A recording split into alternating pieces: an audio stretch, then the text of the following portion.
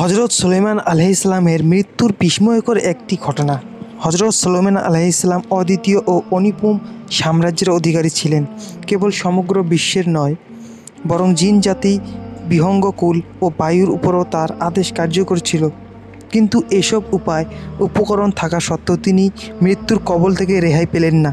নির্দিষ্ট সময়ে তার মৃত্যু আগমন করেছে। বাইতুল মুকাদ্দাসের নির্মাণ কাজ হজরত দাউদ আলাইহিসসালাম শুরু করেছিলেন এবং হজরত সুলাইমান আলাইহিসসালাম তা শেষ করেন।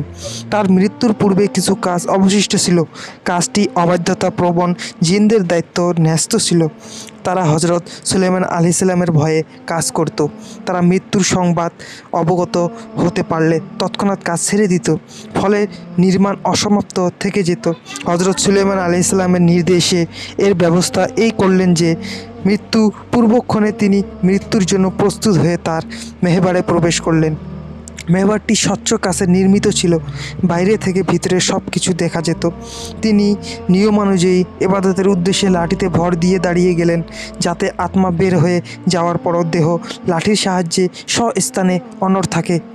যথাসময়ে তার আত্মা দেহপিঞ্জর ছেড়ে গেল, কিন্তু লাঠির উপর ভর করে তার দেহ অনড় থাকায় বাইরে থেকে মনে হতো তিনি ইবাদতে মশগুল রয়েছেন। কাছে গিয়ে দেখার সাধ্য জিনদের ছিল না। তারা জীবিত মনে করে দিনের পর দিন কাজ করতে লাগলো। অবশেষে 1 বছর অতিক্রম হয়ে গেল। বাইতুল মুকাদ্দাসের নির্মাণ কাজও সমাপ্ত হয়ে গেল।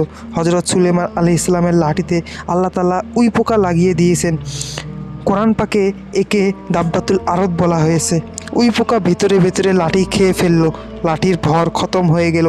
সুলাইমান আলাইহিসসালামের অসার দেহ মাটিতে পড়ে গেল। তখন জিনেরা জানতে পারল তার মৃত্যু হয়ে গেছে।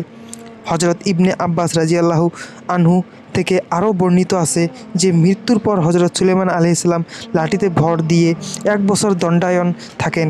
কোনো রেওয়াতে আছে, জিনরা যখন জানতে পারল যে হজরত সুলাইমান আলাইহিসসালাম অনেক পূর্বেই মারা গেছেন, কিন্তু তারা টের পায়নি, তখন তার মৃত্যুর সময় জানার জন্য একটি কাঠে উই পোকা ছেড়ে দিল। একদিন এক রাত্রে যতটুকু উই পোকা খেলে সেটি হিসাব করে তারা আবিষ্কার করলো যে হজরত সুলাইমান আলাইহিসসালামের লাঠি উই খেতে 1 বছর সময় লেগেছে।